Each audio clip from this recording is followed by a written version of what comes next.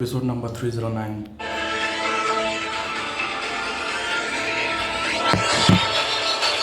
आदित्य जब बेड पर बैठा हुआ था तो उस पोर्ट्रेट की तरफ देख रहा था। उसकी नजरें एक टक उसी पर टिकी हुई थी और उस पोर्ट्रेट में वो अपने आप को और मृणाली को देख रहा था। तब वो सोच रहा था कि वो उस टाइम पर कितना खुश था जब उसने मृणाली का हाथ पकड़ा था और उसके साथ दूसरी बार 7 फेरे लिए थे। तब वो अपनी जिंदगी को एक बहुत ही अच्छी जगह पर ले जा चुका था और वो वहां सारी चीजों को सही करने की कोशिश कर रहा था। उस टाइम उसका परिवार भी जिंदा था और सारी चीजों को उसने अच्छे से टैकल कर लिया था। लेकिन अब जब चीजें बिगड़ गई हैं और वो यहाँ पर बैठा है तो उसे थोड़ा बुरा भी लग रहा है। पर बस वो इसी बारे में सोच रहा था कि आखिर कैसे चीजें इतनी आसानी से बदल जाती हैं और वो उन पर अपनी ग्रिप नहीं बना पाता। कभी कभी ये मुश्किल हो जाता है कि वो चीजों को सही तरीके से सोच पाए और उनका अच्छे से मीनिंग निकाल पाए, लेकिन जो उसकी किस्मत में होता है शायद वो उसे बदल नहीं पाता। वो चाहे कितना भी अपनी किस्मत को कंट्रोल करने की कोशिश कर ले पर कुछ चीजें नहीं बदल पाती। वो बस उसी चीज को सही करने की कोशिश करता रहता है और उसे सीखता भी है। जब उसने ये सोचा तो उसे थोड़ी अच्छी फीलिंग भी आ रही थी और उसके शरीर में थोड़ी एनर्जी भी दौड़ रही थी।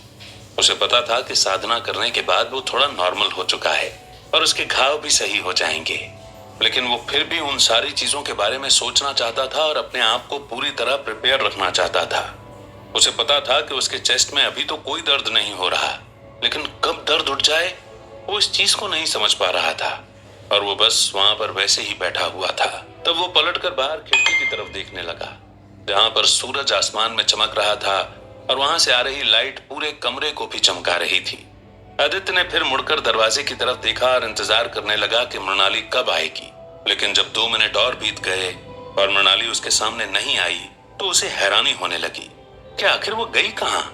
आदित्य को ऐसी फीलिंग आने लगी कि शायद मृणाली उससे गुस्सा है और शायद वो इस कमरे में वापस ना आए या फिर वो यहाँ से वापस कहीं और चली गई होगी। उसे ये चिंता होने लगी, लेकिन उसने सोचा कि वो थोड़ी देर और इंतजार कर लेता है क्योंकि वो गलत भी हो सकता है। पर यही बात सोचकर वो एक टक बस गेट की तरफ देखता रहा और उसका इंतजार करता रहा। लेकिन कुछ देर बाद भी जब मृणाली नहीं आई तब उसने सोचा कि उसे बाहर जाकर एटलीस्ट देखना चाहिए। यही बात सोचकर उसने पोर्ट्रेट को बेड पर रखा और वो गेट की तरफ बढ़ा। जब वो गेट की तरफ बढ़ रहा था तब उसे ऐसा लग रहा था जैसे पूरी दुनिया ही स्लो मोशन में हो गई है। उसके पांव बहुत धीमी रफ्तार से चल रहे हैं, सांसें भी बहुत धीरे चल रही हैं और उसे गेट बहुत दूर लग रहा था। उसे ये फीलिंग बहुत टाइम बाद आई थी और उसे ऐसा लग रहा था जैसे वो बहुत ही ज्यादा वीक महसूस कर रहा है। लेकिन उसे पता था कि ये चीज सिर्फ इसलिए हो रही थी क्योंकि उसके मन में कहीं ना कहीं इस बात का डर था कि वो मृणाली से लड़ने वाला है और वो बस ऐसा नहीं करना चाहता था। इसी बात को सोचकर उसने थोड़ी सी हिम्मत की और तेज चलने की कोशिश की। जब वो गेट के पास पहुंचा और उसने गेट खोला तो उसे दिखा कि मृणाली वहीं पर खड़ी थी और उसका हाथ आगे गेट खोलने की तरफ था, जिससे आदित्य को यह पता चल रहा था कि वो गेट खोलकर अंदर आने ही वाली थी। लेकिन इतनी देर में उसने गेट खोल दिया। तब उन दोनों की नजरें मिली। आदित्य को उसकी आंखों में अब कोई भी गुस्सा नहीं दिख रहा था और वहां पर बहुत ही मासूमियत दिख रही थी। उसे समझ आ रहा था कि मृणाली के अंदर जो भी गुस्सा था वो खत्म हो गया है। पर यही चीज देखकर उसके चेहरे पर स्माइल आ गई। वहीं पर जब मृणाली आदित्य की तरफ देख रही थी तो उसे थोड़ा सा गुस्सा तो आ रहा था, पर जैसे वो उसे शो नहीं कर पा रही थी और अपने अंदर ही उसने उसे दबा लिया था। तब वो वहां पर ज्यादा देर नहीं रुकी और सीधे बाथरूम के अंदर चली गई। जब मृणाली बाथरूम के अंदर गई तब आदित्य ने अपने रूम का लॉक लगा लिया और वो वापस आकर बेड पर वैसे ही बैठकर उसने पोर्ट्रेट को अपने हाथ में रख लिया। उसे अब थोड़ा अच्छा लग रहा था क्योंकि उसे पता था कि मृणाली अब गुस्सा नहीं है तो वो उससे आराम से बात कर सकता है और इसी बात की सोच ने उसे थोड़ा सा अच्छा महसूस करने पर मजबूर कर दिया था। वो वहां पर बैठकर उस पोर्ट्रेट की तरफ वापस देखने लगा। वो मृणाली का इंतजार करने लगा कि कब वो बाथरूम से बाहर आएगी और कब वो उससे बात कर पाएगा। जैसे उसके मन की सारी इच्छाएं आज पूरी हो रही थीं, क्योंकि अगले ही पल बाथरूम का गेट खुला और वहां से मृणाली बाहर आ गई। आदित्य ने देखा कि उसने अपने कपड़े पूरी तरह से बदल लिए हैं। उसके बाल भी गीले थे और चेहरे पर भी थोड़ा सा पानी था। इसका मतलब था कि वो नहाकर बाहर आ गई थी।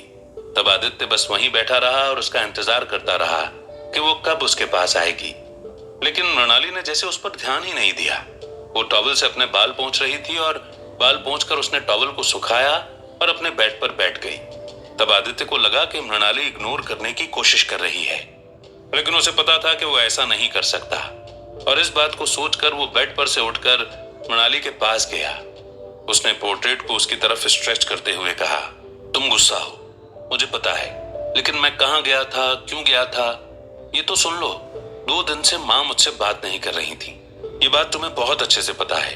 जब गोरखपुर से सामान आया तो मैं कुछ ऐसी चीज ढूंढ रहा था जिससे मैं माँ को खुश कर पाता, और तब मुझे मेरी फैमिली का एक पुराना पोर्ट्रेट मिला।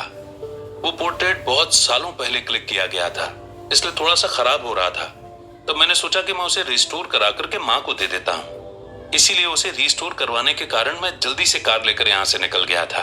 फिर जब मैं वहां पहुंचा तो मैंने सोचा कि मैं हमारी शादी के फोटो का भी एक पोर्ट्रेट बनवा लेता हूँ। तो मैंने देविका को फोन लगाया और उससे ये वाला फोटो मंगवाकर इसे भी फ्रेम करवा लिया। आदित्य इतना कहकर उम्मीद करने लगा कि मृणाली उस पोर्ट्रेट को पकड़ेगी, लेकिन वो बस उसकी तरफ देख रही थी और जैसे आदित्य की बातों को अनसुना कर रही थी। तब आदित्य ने आगे कहा, तुम जब घर पर आई थी तो मुझे पता नहीं था कि तुमने इंटरव्यू दिया है या नहीं, या फिर वापस जाने वाली हो। बस मुझे जाना था तो इसलिए मैं जल्दी से यहाँ से निकल गया। और मुझे लगता है कि तुमने मुझे फोन लगाया होगा तब मैं देविका से बात कर रहा था, इसलिए मेरा फोन बिजी आ रहा होगा। आई एम सॉरी मृणाली, मुझे पता नहीं था कि तुम्हें वापस जाना है और इसीलिए जल्दी जल्दी में मैंने वो एक्शन ले लिया। अगर मुझे पता होता तो मैं शायद तुम्हारे साथ चलता और तुम मुझे ड्रॉप कर देती, पर यह बात मेरे ध्यान से ही उतर गई कि तुम्हें भी तो कहीं जाना हो सकता है और मैंने तुम्हें बताया भी नहीं। आई एम सॉरी, मैं आगे से ऐसी गलती नहीं करूंगा। आदित्य इतना कहकर चुप हो गया और एक्सपेक्ट करने लगा कि मृणाली कुछ कहेगी, लेकिन वो बस एकटक उस पोर्ट्रेट की तरफ देख रही थी। आदित्य को समझ आ रहा था कि उसकी आंखों में अब गुस्सा नहीं है और वो बड़े ही आराम से उसे देख रही है, जैसे उसे उस पर प्यार आ रहा हो। तब आदित्य ने सोचा कि शायद वो कुछ नहीं कहेगी, इसलिए उसने उस पोर्ट्रेट को मृणाली के पास में रखा और उससे कहा, मैंने कल रात को भी तुम्हारी सारी बातें सुनी थी और मुझे पता है कि शायद तुम इस कमरे में भी कभी मुझसे अच्छे तरीके से बात नहीं करोगी, इसलिए मैं इस पोर्ट्रेट को यहाँ पर रख रहा हूँ और तुम इसे जहां लगाना चाहो वहां पर लगा देना। जब तक तुम थोड़ा सा नॉर्मल नहीं हो जाती तब तक मैं नीचे जा रहा हूँ और वहीं पर रहूंगा। अगर तुम्हें मुझसे कोई काम हो तो प्लीज मुझे आवाज लगा देना, क्योंकि मैं इस कमरे में ऐसे चुपचाप नहीं रह सकता। अगर तुम्हें मुझसे बात करनी है तो मैं यहाँ रुकूंगा, वरना मैं यहाँ पर रहूं या नीचे उसका कोई मतलब नहीं है। आदित्य इतना कहकर वहां से चलता हुआ गेट की तरफ बढ़ने लगा। उसे इस बार गेट जैसे अपने से बहुत करीब लग रहा था और वो बहुत ही जल्दी से उसकी तरफ बढ़ रहा था, पर कहीं न कहीं उसके मन में ये उम्मीद थी कि जैसे मृणाली उसे आवाज लगाकर रोक लेगी। और एक बार फिर से वही हुआ जैसा उसने सोचा था। मृणाली ने उसे आवाज लगाते हुए कहा, रुको आदित्य। आदित्य के कान पर मृणाली की आवाज पड़ी तो वो अपनी जगह पर रुक गया और खड़े रहकर स्माइल करने लगा। उसे पता था कि